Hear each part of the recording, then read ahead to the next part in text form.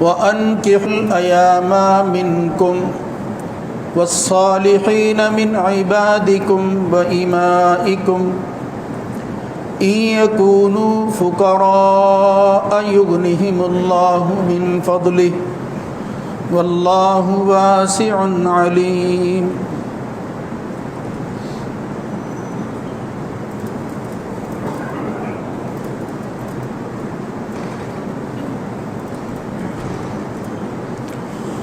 اور تم میں سے جو بے نکاحے ہیں ان کے نکاح کر دو، اور اپنے غلام اور لونڈیوں میں سے جو اہلیت رکھتے ہیں ان کے بھی نکاح کر دو۔ اگر وہ فقیر ہیں تو اللہ تعالیٰ اپنے فضل سے ان کو غنی کر دے گا، اور اللہ تعالیٰ بڑی فراخی والا، سب معاملات کو بہت اچھی طرح جاننے والا ہے۔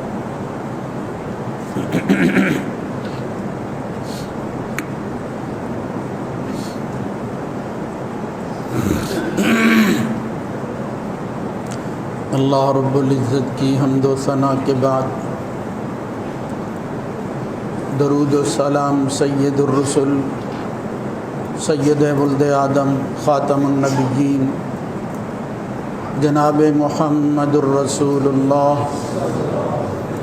صلی اللہ علیہ وآلہ وسلم کی ذات گرامی پر۔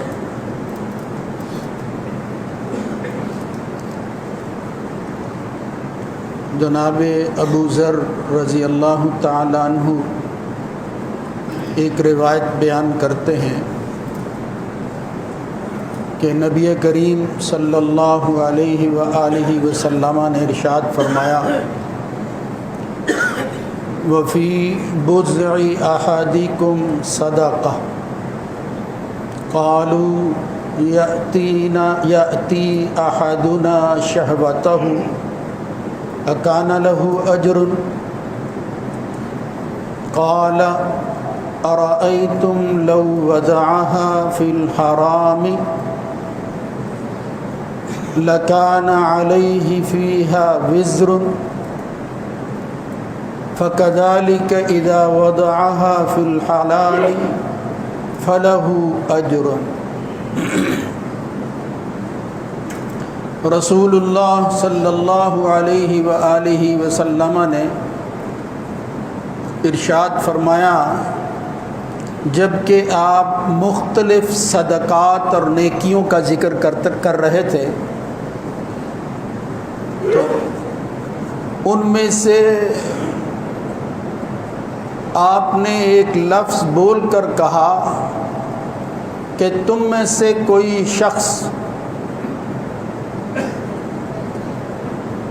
جب نکاح کے بعد اپنی خواہش کو پورا کرتا ہے اور حظ اور فائدہ اٹھاتا ہے تو یہ کام بھی اللہ کے ہاں صدقہ لکھا جاتا ہے۔ صحابہ نے کہا، یا رسول اللہ صلی اللہ علیہ وسلم، ہم میں سے ایک آدمی اپنی خواہش کو پورا کرتا ہے تو اس پر اجر کا کیا مطلب ہے؟ نبی کریم صلی اللہ علیہ وآلہ وسلم نے ارشاد فرمایا، تمہارا کیا خیال ہے اگر یہی بندہ یہی کام کسی ایسی جگہ پر کرتا جو اس کے لیے جائز نہ ہوتا اور حرام کا ارتکاب کر لیتا تو کیا اس پر اس کو سزا ملتی؟ انہوں نے کہا، ہاں یا رسول اللہ۔ تو نبی کریم صلی اللہ علیہ وآلہ وسلم فداہ ابی و امی نے ارشاد فرمایا، بس اسی طرح جب کوئی کسی چیز کو حلال جگہ پر استعمال کرتا ہے تو اللہ اس کے لیے اجر لکھ دیتے۔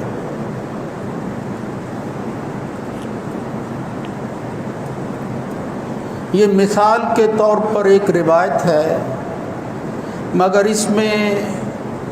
ایک دینی فلسفے کی حقیقت کو اللہ نے بیان فرمایا ہے اپنے نبی محمد الرسول اللہ صلی اللہ علیہ وآلہ وسلم کے ذریعے۔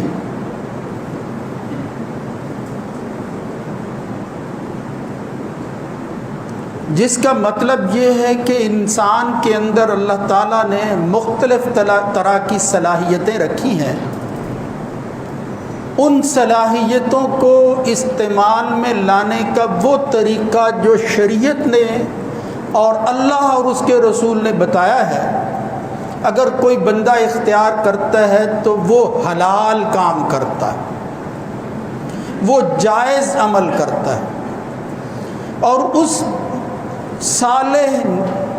جائز اور حلال کام کے بدلہ کے اندر اللہ تعالیٰ اس کو اس کا اجر عطا فرماتا ہے، اگرچہ وہ اپنی کسی نفسانی خواہش ہی کو پورا کیوں نہ کر رہا۔ اس سے معلوم ہوتا ہے کہ شریعت نے خواہشات کو چینلائز کیا، ایک ایسی تدبیر اختیار کرنے کے لیے کہا جس کے تحت اغراض بھی پوری ہو رہی ہوں اور دھیان اور توجہ اس بات کی طرف ہو کہ ہم جو بھی کام کرتے ہیں بحیثیت مسلم اور مومن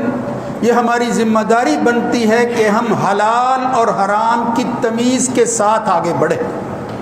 ہر وہ کام جو ہم کر رہے ہوں دیکھ لیں کہ کیا یہ حلال ہے، کہیں اس کی حرمت اللہ اور اس کے رسول نے بیان تو نہیں کی۔ تو انسانی خواہش کے حوالہ سے جب انسان عمر کے ایک خاص حصے میں پہنچ جاتا ہے، نبی کریم صلی اللہ علیہ وسلم نے اس عمر کے جوانوں کو مخاطب کرتے ہوئے ارشاد فرمایا تھا، یا معشر الشباب، اے نوجوانوں، من استطاع منکم الباءۃ، جو شخص تم میں سے طاقت رکھتا ہے، صلاحیت ہے اس کے ہاں کہ وہ اپنی خواہش کی تکمیل کر سکے، فَلْيَتَزَوَّجْ، اس کو چاہیے پھر وہ راستہ اختیار کرے جس کے ذریعے اس کی تنہائی ختم ہو اور اللہ کے ہاں جو طریقہ محمد الرسول اللہ صلی اللہ علیہ وسلم کے ذریعے بتایا جا رہا ہے، تم جوڑا بن جاؤ، تم دو کی شکل اختیار کر، فَلْيَتَزَوَّجْ۔ اس کے بدلے میں ہوگا کیا؟ فَإِنَّهُ أَغَضُّ لِلْبَصَرِ، تمہاری نگاہ محفوظ ہو جائے گی، وَأَحْسَنُ لِلْفَرْجِ، تمہاری خواہش کی تکمیل کے نتیجہ کے اندر جذبات جو ہیں وہ ٹھنڈے پڑ جائیں گے، وہ جذبات اپنی جگہ پر آ جائیں گے۔ محمد الرسول اللہ صلی اللہ علیہ وسلم کی اس حدیث سے بھی معلوم ہوتا ہے کہ مومن مسلمان کی یہ ذمہ داری ہے کہ عمر کے ایک خاص حصے پر جب وہ پہنچ جاتا ہے تو پھر وہ اپنی خواہشات کو آگے بڑھنے کی بجائے، حدود سے پھلانگنے کی بجائے حدود کے اندر رکھنے کی کوشش کرے۔ یہ تو معاملہ ہے مردوں کا۔ دوسری طرف جو جن سے مخالف ہے اس کے جذبات اور اس کی خواہشات بھی بالکل اسی طرح کی ہوتی ہیں جس طرح مرد اور انسان کی ہوتی ہیں، مگر ان کے حوالہ سے شریعت نے جو احکامات دیے ہیں ان میں سے ایک بڑا حکم یہ ہے کہ جب وہ عمر کے خاص حصے کو پہنچ جائیں، وہ خواتین، وہ بچیاں، وہ عورتیں جو تمہاری ماتحتی میں رہ رہی ہیں، جن پر تمہیں نگران بنایا گیا ہے، جن کے تم ذمہ دار ہو، تو تمہاری ذمہ داریوں میں سے ایک بڑی ذمہ داری یہ ہے کہ اس خاص عمر کے بعد ان کو ایسی جگہ پر بھیج دو کہ جہاں وہ اپنی نئی زندگی کا آغاز کر سکیں، اور پھر کسی مرد کے تابع رہ کر اپنی ساری زندگی جو ہے اس کی اطاعت فرما برداری میں اس طرح گزار دیں جس طرح اللہ اور اس کے رسول کی منشا۔ یعنی نکاح کرنا عورت کا، بچی کا، یہ ذمہ داری ڈالی ہے اللہ تعالیٰ نے اس عورت اور بچی کے ذمہ دار پر۔ اس کو شریعت کی اصطلاح میں کہتے ہیں ولی۔ یہ جو عقد کیا جاتا ہے دو فریقوں کے درمیان، دو انسانوں کے درمیان، یہ جو معاہدہ ہوتا ہے، اس معاہدے کو شریعت کی روشنی کے اندر کچھ شروط کا پابند کیا گیا ہے، کچھ چیزیں اس کے ساتھ لازم ٹھہرا دی گئی ہیں کہ جب آپ مرد اور عورت کا ملاپ جو ہے وہ کریں، جب ان کا اختلاط ہو، جب وہ مل جائیں، اس عقد اور پیکٹ کے اندر آ جائیں، تو اس کے اندر جو شرائط ہیں ان میں سے کچھ شرطیں مستحبات میں سے ہیں، کچھ جو ہیں وہ سنن کہلاتی ہیں، اور کچھ واجبات ہیں جن کے بغیر وہ نکاح کا عمل صحیح قرار نہیں پاتا۔ اس کو کہتے ہیں صحت نکاح کے لیے مقرر کردہ شروط۔ ان میں سے ایک بڑی شرط یہ ہے کہ جب کسی عورت کا نکاح کسی مرد کے ساتھ ہو تو عورت کی طرف سے کوئی ایسا شخص ذمہ دار ہو جو اس کا ولی شمار ہو، اس کو اس کا نگران کہا جا سکے، اور وہ ذمہ داری لے کہ اس عہد کے اندر جس طرح دو گواہ موجود ہیں اور یہ گواہیاں اور شہادت دے رہے ہیں اس نکاح کے حوالہ سے، اور اعلانیہ طور پر جو ہے یہ نکاح، یہ عمل جو ہے وہ انجام پا رہا ہے، خفیہ نہیں ہے، اعلن النکاح، یہ خفیہ آشنائی کے ساتھ نکاح نہیں، اعلانیہ نکاح کرو۔ محمد الرسول اللہ صلی اللہ علیہ وسلم نے فرمایا اس کے باوجود پھر گواہ مقرر ہو جو ذمہ داری جو ہے وہ اپنے کندھوں پر لیں، اور مرد جو ہے نکاح کی شروط کو پورا کرتے ہوئے حق ولایت ادا کرے۔ اس کو کہتے ہیں ولی کا ہونا، یعنی ایک ایسے شخص نگران کا ہونا جو عورت کی طرف سے پوری ذمہ داریاں اپنے اوپر لیتا ہے کہ کوئی بھی معاملہ ہو میں اس کا ذمہ دار ہوں، اب بھی اور بعد والی زندگی کے اندر۔ اگر یہ شرط موجود نہ ہو اور پھر خود ہی مرد اور عورت اس پیکٹ اور عہد کو جو ہے وہ اپنے طور پر طے کر کے اس نکاح کے رشتے میں آنے کی کوشش کریں تو نبی کریم صلی اللہ علیہ وآلہ وسلم کی حدیث اور سنت بتاتی ہے، واضح نصوص ہیں اس کے متعلق جو قرآنی آیات ہی کی تشریح ہے کہ ایسا نکاح پھر اسلام اور شریعت کی نگاہ کے اندر حلال نکاح نہیں ہوتا بلکہ اس رشتے کو حرام رشتہ کہیں۔ محمد الرسول اللہ صلی اللہ علیہ وسلم نے ایک اصول طے کرتے ہوئے دو لفظوں میں اس بات کو سمجھا دیا۔ جناب ابو موسیٰ اشعری رضی اللہ تعالیٰ عنہ بیان کرتے ہیں کہ آپ نے فرمایا لا نکاح الا بولی، نکاح نام کی کوئی چیز ایسی ممکن ہی نہیں ہے جس کے اندر جو ہے وہ ولی موجود نہ ہو، وہ نکاح نہیں ہے۔ پھر کسی نکاح کو نکاح نہیں کہا جا سکتا جب تک کہ ولی موجود نہ ہو۔ مگر یہ ولی کا ہونا کیا اس خاتون پر کوئی جبر ہے، کوئی زیادتی ہے؟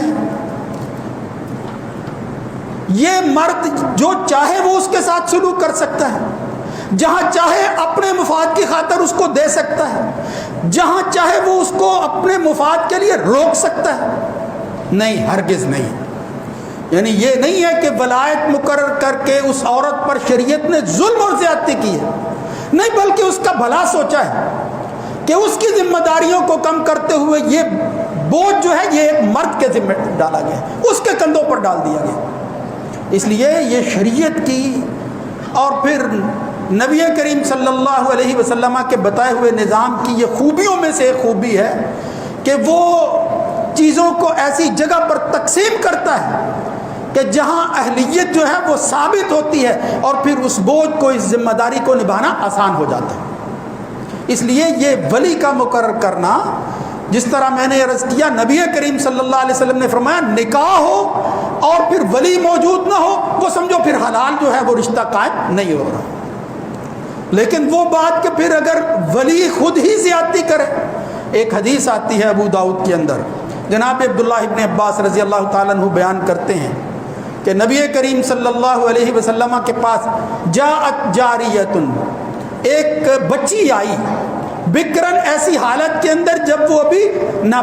جو ہے وہ بچی تھی اور پھر بلوغت کے بعد جو ہے وہ جوانی کی عمر میں تھی، غیر شادی شدہ تھی۔ رسول اللہ صلی اللہ علیہ وسلم کے پاس آ کر شکایت کرتی ہے، یا رسول اللہ صلی اللہ علیہ وآلہ وسلم، میرے باپ نے میرا نکاح ایک ایسی جگہ پر کر دیا ہے وہی کارہۃ، جہاں نکاح کرنا، جہاں جانا وہ پسند نہیں کرتی، اس کو پسند نہیں ہے وہ رشتہ، وہاں وہ رشتہ قائم نہیں کرنا چاہتی، اس کے اندر فراخلا خرابیاں موجود ہیں، یا اس کا جی نہیں چاہتا۔ میرے والد نے میرا رشتہ میرے بچپنے کی وجہ سے اپنے طور پر طے کر لیا ہے، مجھ سے کوئی مشاورت نہیں کی۔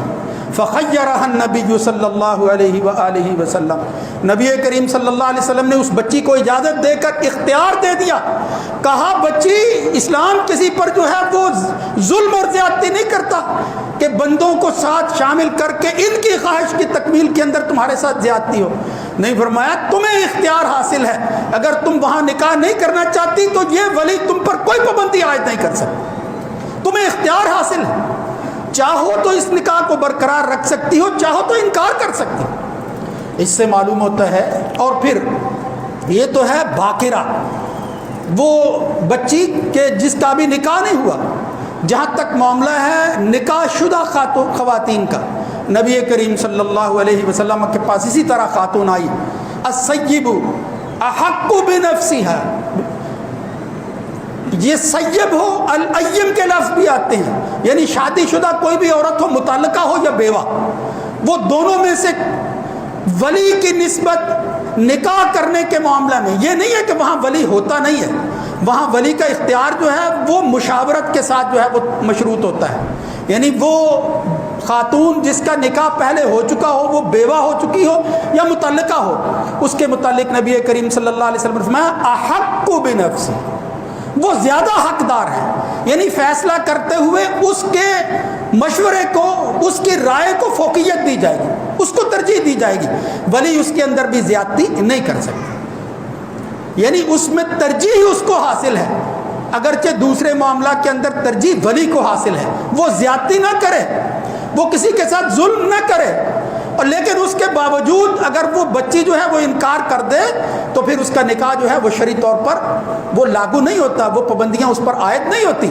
اسی طرح اگر بیوہ ہے اور متعلقہ ہے، احق کا لفظ استعمال کر کے نبی کریم صلی اللہ علیہ وسلم نے ترجیح اور فوقیت دی ہے کہ زیادہ حق اس کو ہے کہ وہ خود فیصلہ کرے، مگر ولی جو ہے وہ وہاں بھی شامل ہونا چاہیے۔ تو یہ چند دلائل ہیں جن سے معلوم ہوتا ہے کہ حق ولایت عورت کے نکاح کے اندر اللہ تعالیٰ نے مرد کو دیا ہے، اور اس میں سب سے پہلے جو ہے وہ باپ آتا ہے،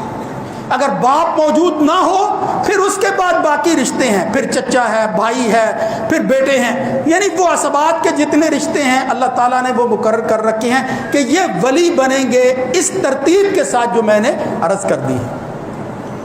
لیکن اس کے باوجود اگر صورتحال ایسی ہو کہ ولیوں کے درمیان آپس میں اختلاف واقع ہو جائے اور اس کی وجہ سے وہ نکاح جو ہے وہ کسی ایسی جگہ پر کرنا چاہیں کہ جس پر اتفاق نہ ہو سکے، تو نبی کریم صلی اللہ علیہ وآلہ وسلم نے فرمایا فَإِنِ اشْتَجَرُوا، اگر جھگڑا اور اختلاف پیدا ہو جاتا ہے فَالسُّلْطَانُ وَلِيُّ مَن لَا وَلِيَّ لَهُ، پھر بادشاہ وقت یا حاکم یا جج، وہ ذمہ دار آدمی جو اس علاقے کے اندر جو ہے وہ ذمہ دار ٹھہرایا گیا ہے کہ ایسے معاملات کو وہ نپٹائے گا، فَالسُّلْطَانُ وَلِيُّ مَن لَا وَلِيَّ لَهُ، اس اختلاف کی وجہ سے اس کو دور کرتے ہوئے پھر حاکم وقت جو ہے وہ ایسی جگہ پر ولی بن کر اس بچی کا نکاح کر دے گا، اور ایسی جگہ پر کرے گا جہاں وہ مناسب سمجھتا ہے کہ یہ رشتہ جو ہے اس کے اندر بظاہر کوئی ایسا نقص اور خرابی موجود نہیں ہے، وہ بھی من مانی نہیں کر سکتا۔ بدقسمتی سے ہمارے ہاں اس وقت یہ جو مسئلہ پیدا ہوا وہ یہ کہ ولی کو پتہ ہی نہیں ہوتا، مرد اور عورت، بچہ اور بچی اپنے جذبات کی آڑ کے اندر، اپنے جذبات کی زیادتی کی وجہ سے یا خفیہ آشنائی کے نتیجہ کے اندر وہ ایسا فیصلہ کر بیٹھتے ہیں کہ جس کو والدین پسند نہیں کرتے، ولی جو ہے وہ ہرگز نہیں چاہتا کہ یہ رشتہ ہو، لیکن وہ مرد اور عورت اپنے طور پر اپنی اس خاندان کی عزت کو تار تار کرتے ہوئے خدا نخواستہ سر عام جو ہے وہ بازار کے اندر جب وہ کسی کی عزت نیلام کر کے آگے بڑھتی ہے پھر شریعت جو ہے وہ پابندی لگاتی ہے، پھر شریعت کہتی ہے نہیں، ایسی صورت کے اندر اس معاشرے کے اندر اس فرد کو، اس کی عزت کو بحال رکھنا، یہ مسلمان ہونے کی وجہ سے اس اسلام کے اوپر عائد پابندیاں جو اس نے قبول کی ہوئی ہیں، یعنی اسلام کی وجہ سے جو پابندیاں اس پر تھی اور اس نے قبول کی ہوئی ہیں، اسلام پھر اس کو تحفظ دیتا ہے۔ امن دیتا ہے، اور اس کی وجہ سے پھر وہ کہتا ہے کہ ایسا نکاح اگر کوئی خود اپنے طور پر بغیر کسی وجہ کے، بغیر کسی جبر اور اکراہ کے، ولی کی طرف سے کسی قسم کی زیادتی کے وہ اپنے طور پر کرتے ہیں تو وہ نکاح شریعت کی نگاہ کے اندر نکاح شمار نہیں ہوتا۔ اللہ رب العزت یہاں جو آیت میں نے پڑھی سورہ نور کی، اس طرح اور قرآن مجید کی بے شمار ایسی آیات ہیں جن سے معلوم ہوتا ہے وَأَنكِحُوا الْأَيَامَ مِنكُمْ، یہ جو بے نکاح ہیں تم ان کا نکاح کرو۔ کہیں آتا ہے وَلَا تَنكِحُوا الْمُشْرِكَاتِ حَتَّى يُؤْمِنَّ وَلَا أَمَةٌ مُؤْمِنَةٌ خَيْرٌ مِّن مُشْرِكَةٍ وَلَوْ أَعْجَبَتْكُمْ وَلَا تُنكِحُوا الْمُشْرِكِينَ، تم اپنی عورتوں اور بچیوں کا نکاح نہ کرواؤ۔ تنکحوا کا لفظ اللہ نے استعمال کیا ہے، یعنی نکاح تم نہ کرو، تم ان کو آگے جو ہے وہ کسی ایسے مرد کے ہاتھ میں نہ دو۔ بلا تنکحوا المشرکین حتی یؤمن، کہ وہ مشرک ہو ان کے خامد، یعنی کسی مشرک کے ہاں اپنی کسی بچی کا ہاتھ نہ دے دینا۔ ولا عبد مؤمن خیر من مشرک ولو اعجبک، اس کے مقابلہ میں تو ایک غلام جو ہے وہ مومن اس مشرک کے مقابلہ میں کہیں بہتر ہے۔ اس لیے یہاں اس آیت کے اندر بھی جو سورہ نور کی میں نے تلاوت کی اور یہ جو ابھی بتا رہا ہوں، دونوں آیتوں کے اندر ایسا لفظ اور صیغہ استعمال کیا گیا ہے جس میں نکاح کی نسبت مرد کی طرف کی گئی، اور یہاں تک پھر انہی آیات کی تشریح کرتے ہوئے جس طرح پہلے میں نے ایک اصولی بات رسول اللہ صلی اللہ علیہ وسلم کی عرض کی، اللہ کے نبی فرماتے ہیں، جناب عائشہ اس کو روایت کرتی ہیں رضی اللہ تعالیٰ عنہ، ایما امرأۃ نکحت بغیر اذن ولیہا، اگر کوئی عورت اپنے ولی کی اجازت کے بغیر نکاح کر لیتی ہے، وہ سمجھتی ہے کہ میرا نکاح ہو جائے، لیکن شریعت کہتی ہے فنکاحها باطل فنکاحها باطل فنکاحها باطل۔ نبی کریم صلی اللہ علیہ وسلم نے 3 دفعہ انہی الفاظ کو دہرایا، فرمایا اگر کوئی ولی کی اذن اور اجازت کے بغیر کوئی عورت یہ کام کرتی ہے، اس کا نکاح پھر جو ہے وہ حق نہیں، باطل ہے، باطل ہے، باطل، اس کے نکاح کی کوئی حیثیت نہیں ہے۔ خدا نخواستہ وہ جس مرد کے پاس رہ رہی ہے اور جو وہ عمل انجام دے رہے ہیں جو نکاح کے بعد جائز ہوتا ہے، وہ جائز نہیں ہے، وہ حرام عمل کر رہے ہیں۔ اس لیے اس ولایت کی شرط کو پورا کرنا اور پھر اس کی وجہ سے ذمہ داری کو نبھانا، یہ شریعت کی طرف سے پابندی جو ہے وہ عائد کی گئی ہے، اور اس میں بھلا ہے اس عورت کا، اس بچی کا، اس لیے کہ جو فیصلے تجربات کی روشنی کے اندر بڑے کرتے ہیں یہ بچوں کو ان کا پتہ نہیں ہوتا، لیکن اگر کوئی مرد ولی ہونے کی وجہ سے زیادتی کر کے اپنے کسی بچے پر ظلم کر رہا ہے اور اس کو جو ہے وہ لمبے عرصہ تک اس کا نکاح نہیں کرتا، جس طرح جائیدادوں کے معاملہ میں اکثر دیہاتوں میں سننے میں آتا ہے، تو نبی کریم صلی اللہ علیہ وسلم کی وہ حدیث میں پہلے عرض کر چکا ہوں کہ نبی کریم صلی اللہ علیہ وسلم نے پھر اختیار دیا ہے، ایسی صورت کے اندر پھر سلطان، ولی اور حاکم وہ اپنا کردار ادا کرے گا، اور پھر ولایت کی شرط اس مرد کی طرف سے وہ لوٹ جائے گی اس حاکم کی طرف جو اس وقت کا ذمہ دار ہے، جس کو یہ معاملات اسلامی اسٹیٹ نے جو ہے وہ سپرد کیے ہیں۔ تو یہ چند چیزیں بہت ضروری تھی جو پچھلے خطبے کے بعد بھی بعض دوستوں نے جو ہے وہ کچھ تحفظات کا اظہار کیا۔ یہ دونوں صورتیں، یہ دونوں رخ کہ اسلام جو ہے وہ کس طرح اس بچی کی حفاظت اور اس کا خیال رکھتے ہوئے اس کے حقوق ادا کرتا ہے، اور یہ ولایت کی شرط بھی دراصل اس بچی کے مفاد ہی کی خاطر جو ہے وہ شریعت نے اختیار کی ہے، اس میں کسی کی طرف سے خدا نہ خواستہ کوئی زیادتی اگر ہو جائے تو وہ شریعت برداشت نہیں کرتی۔ اللہ تعالیٰ اس مسئلے کو سمجھنے کی توفیق نصیب فرمائے، اور ہمارے ہاں اس وقت عدالتوں کے اندر یہ جو ظلم اور زیادتی کے ساتھ یہ جو عزت کو تار تار کرتے ہوئے نکاح جو ہے وہ سر عام کروایا جاتا ہے، اور اس ملک کا قانون جو ہے اس کے اندر لکھا ہوا ہے، اللہ تعالیٰ ہمیں ہمت عطا فرمائے کہ اس قابل ہو جائیں کہ ہماری آواز ان ایوانوں تک پہنچ سکے کہ یہ شریعت کی مخالفت ہے، یہ دین مخالف سوچ ہے، یہ حرام کو حلال کرنے کی جرت ہے۔ اس لیے کوئی شخص جو ہے یہ اختیار شریعت کا اپنے ہاتھ میں نہ لے، وہ اللہ کے ہاں پھر ذمہ دار ہوگا، اور اس طرح کیا ہوا عقد اگر کوئی شخص جو ہے وہ اپنے کندھوں پر لے کر فیصلہ کرتا ہے، قیامت کے دن پھر اسے جو ہے وہ جواب دینا ہوگا۔ اللہ تعالیٰ اس مسئلے کو سمجھنے کی توفیق نصیب فرمائے، حق پر قائم رکھے، اور ہماری بچیوں کی عفت، عصمت اور ان کی عزت جو ہے اللہ تعالیٰ اس کو برقرار رکھے۔ اللہ تعالیٰ ان خاندانوں کو جن کے اندر کوئی ایسے مسئلے پیدا ہو گئے ہیں اپنی حفاظت میں لے، اللہ تعالیٰ ان کی عزت کو جو ہے وہ بحال رکھے، اور ہماری بچیوں کو جو ہے وہ سمجھ عطا فرمائے کہ جس کی وجہ سے وہ اپنے